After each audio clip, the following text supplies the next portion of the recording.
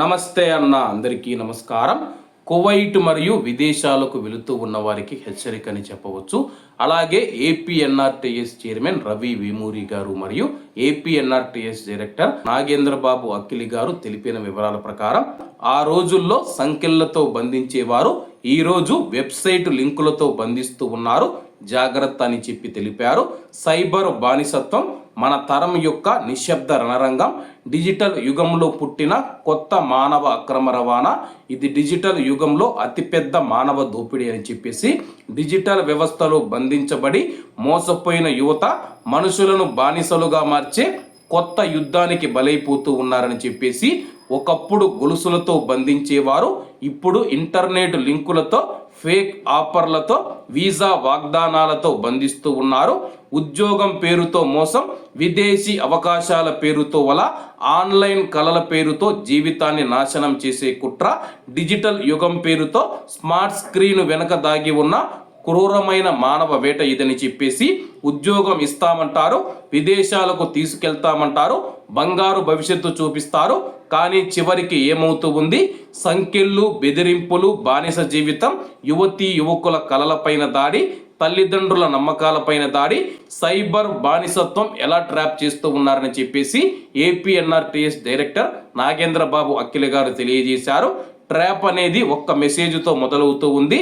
Target యువత మరియు నిరుద్యోగులని చెప్పేసి త్వరగా డబ్బు అవసరమైన వారిని గుర్తించడం, విదేశాలలో ఒక జాబు, ₹1,00,000 జీతం, అనుభవం అవసరం లేదు, వీసా ఫ్రీ టికెట్ అని చెప్పేసి బాధితులు మొదట ఉద్యోగం అనుకుంటారు, కానీ కొద్ది రోజుల్లోనే స్కాన్ మిషన్లో భాగమవుతారు.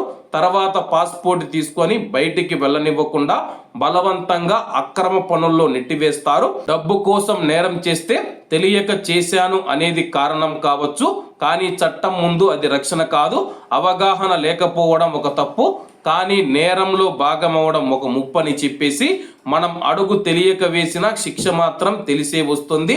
బాధితుడు నాకు తెలియదని చెప్పిన చట్టం మాత్రం తెలిసే తీర్పును ఇస్తుంది. సైబర్ నేరంలో పాల్గొంటే బాధితుడిగా కాకుండా నేరస్తుడిగా నిలబడే ప్రమాదం ఉంది. భయంతో బంధం, మౌనంతో బానిసత్వం.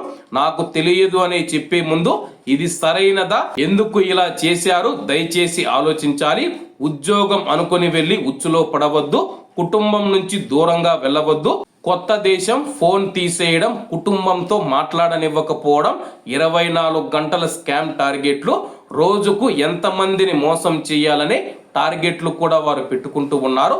టార్గెట్ పూర్తి చేయకపోతే కొట్టడం, ఆహారం ఇవ్వకపోవడం, పని చేయకపోతే హింస, తప్పించుకోవాలని ప్రయత్నిస్తే శిక్ష, బయట చెప్పితే కుటుంబానికి బెదిరింపులు, శారీరక మరియు మానసిక హింస, పని టార్గెట్ పూర్తి చేయకపోతే కొట్టడం, నిద్ర లేకుండా 16 నుంచి 18 గంటలు పని చేయడం, తగిన ఆహారం ఇవ్వకపోవడం, గదుల్లో బంధించడం, బయటకు వెళ్ళనివ్వకపోవడం, వైద్య సదుపాయం నిరాకరించడం, తీవ్రమైన ఒత్తిడి, డిప్రెషన్, భయానికి లోను కావడం, భయపెట్టి బంధిస్తారు, నేర భావనతో మౌనం చేయిస్తారు. స్మార్ట్ ఫోన్లలో ఒక క్లిక్ తప్పు జీవితాంతం శిక్ష పడుతూ ఉంది. సోషల్ మీడియాలో మ్యానిపులేషన్, ఫ్రెండ్ రిక్వెస్ట్లతో ప్రారంభమవుతూ ఉంది, బ్లాక్ మెయిల్తో ముగిస్తూ ఉందని చెప్పేసి నకిలీ అకౌంట్లను నిర్వహించడం, ఫేక్ న్యూస్ ప్రచారం వ్యాప్తి, వేల అకౌంట్లతో ఒక సందేశం, తప్పుడు ట్రెండ్ను నిజమని నమ్మించడం, మీ లైక్స్, షేర్స్, కామెంట్ల ఆధారంగా మీ యొక్క బలహీనతలను తెలుసుకోవడం, అదే ఆధారంగా మోసాలు జరుగుతూ ఉన్నాయని చెప్పేసి కోపం, భయం, గర్వం వంటి భావాలను రెచ్చగొట్టడం, భావోద్వేగంతోనే తప్పు నిర్ణయాలు తీసుకునేలా చేయడం, ప్రేమ, సహాయం, దయ పేరుతో దగ్గరవడం, తర్వాత డబ్బు లేదా వీడియో డిమాండ్.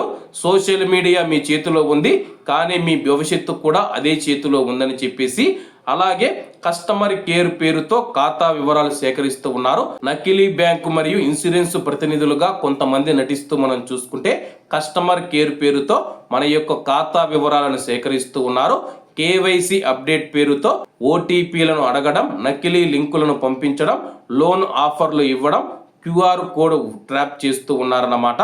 అధికారిక నమోదు ధృవీకరణ ఎలా అని చెప్పేసి మీకు తెలియజేస్తాను. రిక్రూటింగ్ ఏజెన్సీ భారత ప్రభుత్వ అనుమతి ఉందో లేదో చూసుకోవాలి. సమస్త వివరాలు అధికారిక వెబ్సైట్లో ఉన్నాయో లేదో పరిశీలించుకోవాలి. అగ్రిమెంట్ ఏదైతే ఉందో, ఆఫర్ లెటర్ కానీ లేకపోతే అగ్రిమెంట్ ఏదైతే ఉందో కంపెనీ పూర్తి చిరునామా, సంతకం, ముద్ర ఉన్నాయో లేదో చూసుకోవాలి. జీతం, పని గంటలు, నివాసం, బీమా వంటి వివరాలు స్పష్టంగా ఉన్నాయో లేదో పరిశీలించుకోవాలి. అలాగే మీరు వీసాను కూడా ధృవీకరించుకోవాల్సి ఉంటుంది. టూరిస్టు వీసాతో ఉద్యోగం ఇవ్వడం అనేది చట్టవిరుద్ధం. ఉద్యోగ వీసా నిజస్వరూపం ఎంబసీ కన్సులేట్ ద్వారా చెక్ చేయాలి. అలాగే రిక్రూట్మెంట్ ఒప్పందం, భారతదేశంలో సైన్ చేసే అగ్రిమెంట్ కాపీ తప్పనిసరిగా తీసుకోవాలి. ఏజెంట్ పేరు, లైసెన్స్ నెంబరు, చిరునామా స్పష్టంగా ఉండాలి.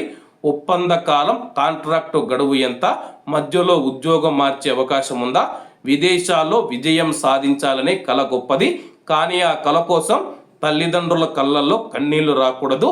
అవగాహనతో ముందడుగు వేయండి, అప్రమత్తతతో భవిష్యత్తును కాపాడుకోండి అని చెప్పేసి ఏపీఎన్ఆర్టీఎస్ డైరెక్టర్ నాగేంద్రబాబు అక్కిలి గారు తెలియజేశారు. ఎందుకంటే విదేశాలకు వెళుతూ ఉంటే సైబర్ నేరాలు ఎక్కువగా అయిపోతూ ఉన్నాయని చెప్పేసి సోషల్ మీడియా ద్వారా మనల్ని సంప్రదించి మనల్ని సైబర్ బానిసత్వంలోకి బలవంతంగా నెట్టివేయబడుతూ ఉన్నాం. కాబట్టి అందరూ జాగ్రత్తగా ఉండాలని చెప్పేసి ఏపీఎన్ఆర్టీఎస్ డైరెక్టర్ నాగేంద్రబాబు అక్కిరి గారు తెలియజేశారు. కాబట్టి అందరూ బాగుండాలి, ఎందులో మనం ఉండాలి. అందరికీ నమస్తే అన్న, జై హింద్.